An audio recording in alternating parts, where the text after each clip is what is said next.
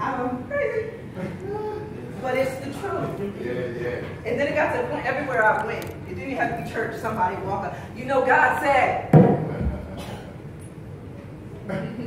Yes. I was bold. I knew what God said.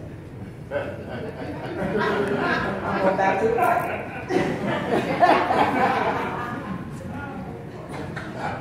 Not everybody's called the pulpit ministry.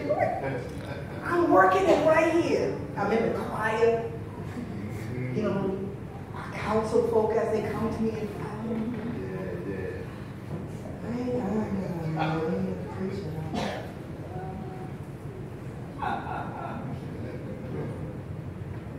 and then one day he said, a prophet, his name is, that prophet put a glass of water in my face. And I thought I looked cute that day too. Thank you. He said, do I have your attention? You think? Wow. There was people there. He took his water off and put it away. Wow. Just so you know, because you know that you know, God said, now I'm counting the blood against you. The blood of everybody that you're supposed to reach. I'm holding it against you. Bishop! I'm called. So I get to Dr. Holland's office because that's who you had to go see. I guess to prove that you was really called. I walk in the office, I had nothing. I had no words. I had nothing. He said, oh yeah, we're going to get you a date. I didn't even say nothing. He said, we're going to get you a date. We're going to get it to you soon. Thanks. The things I was using to disqualify myself were the things that God wanted to use to qualify me. Come on.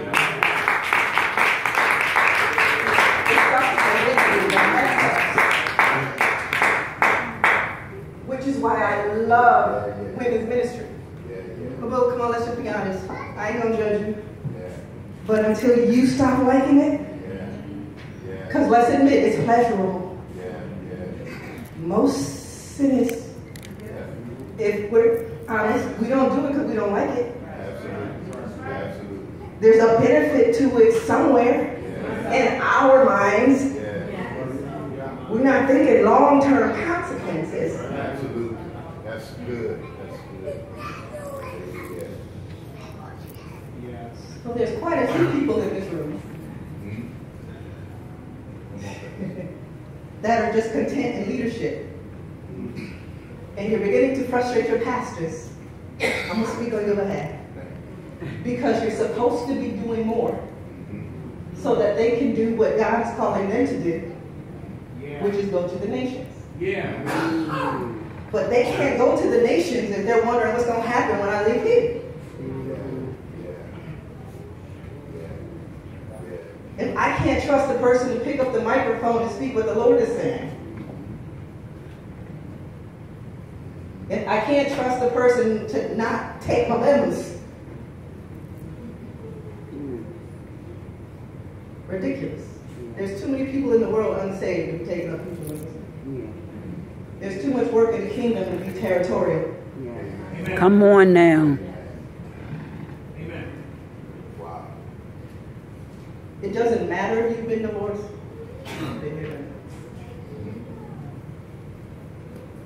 God is not going to change his mind. You cannot sin bad enough. Good word. Good word.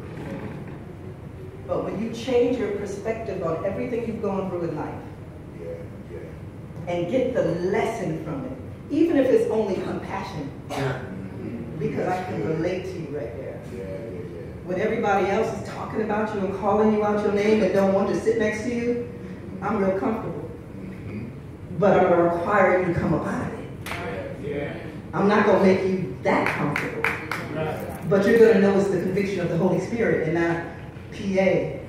Getting on my nerves, PA. No, baby, that's the conviction of the Holy Spirit. But I like you. I might like you. You know, some people are hard to like.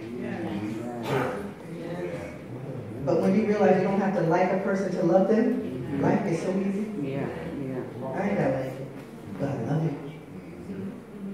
And I love your uniqueness because God has a plan and a purpose for your life the same way He has a plan and a purpose in my life. Yeah. And God is promising you in this verse that He was going to be a ring of fire. So you can come outside. You don't need the protection of the cave anymore. And it's all to establish His glory. Yes. His glory. Yeah. We have the glory of the Lord on lockdown like it belongs to us. Like it can't exist outside the four walls of our building. But it's time to introduce Him to the world. To come out, to allow Him to be our wall. He's talking about Jerusalem getting so big till it's borders. Yes. There's no walls anymore. We can't tell where you start and where you end. And that's where it's time for the church to go. But if you keep the mentality of how many people are sitting in my seats on Sunday, you will miss it. Come on. Not everybody you witness to is for this house. Absolutely. Right.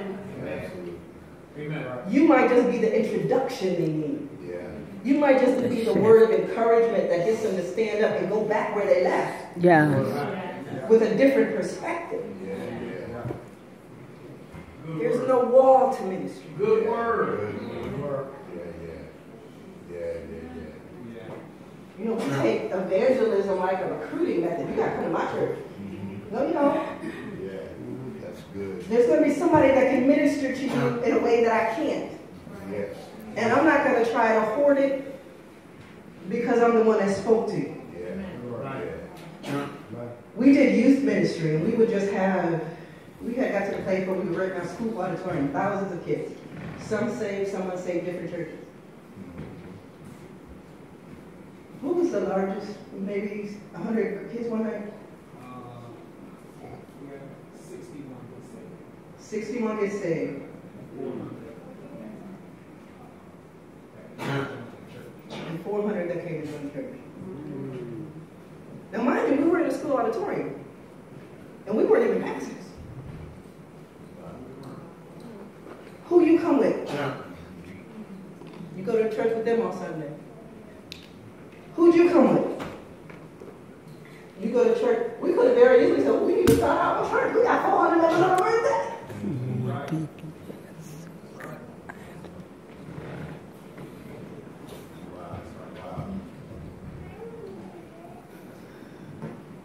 We can't get to the place where we're hoarding the people of God. Amen. It's not about that. It's not about a generation.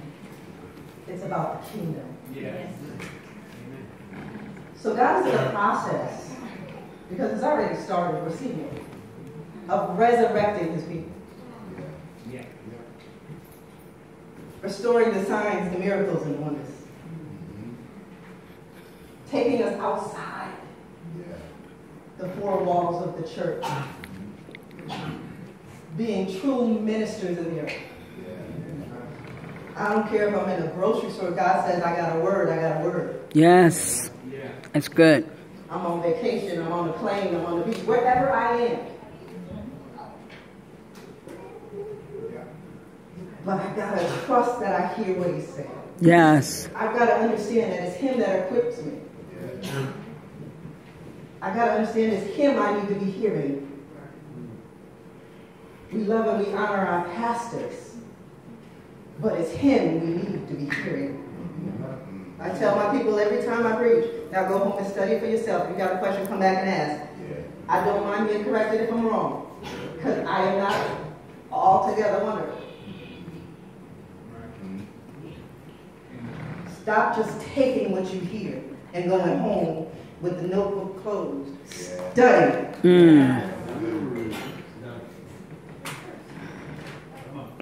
Notebooks full of notes that we never look at again. Somebody's coming to you and I got to take them to the pastor or I got to take them to the prophet when God sent them to you. Great work. Amen. Amen.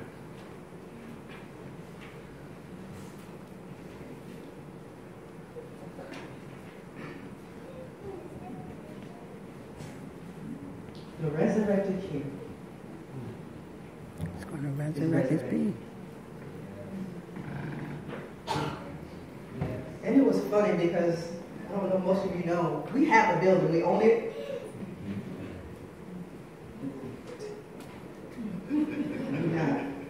We don't have a mortgage, we pay for it.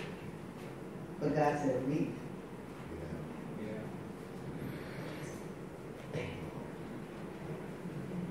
Haven't sold it yet.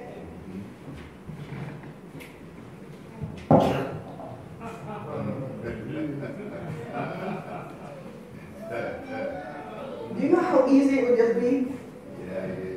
But we got the seats.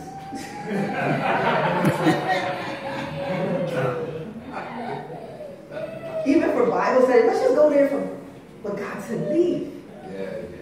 So when people are telling you crazy, but we heard him. I need you outside the walls until I put you where I need you to be. So we got a whole building, electricity still on. It's winter, so the gas on.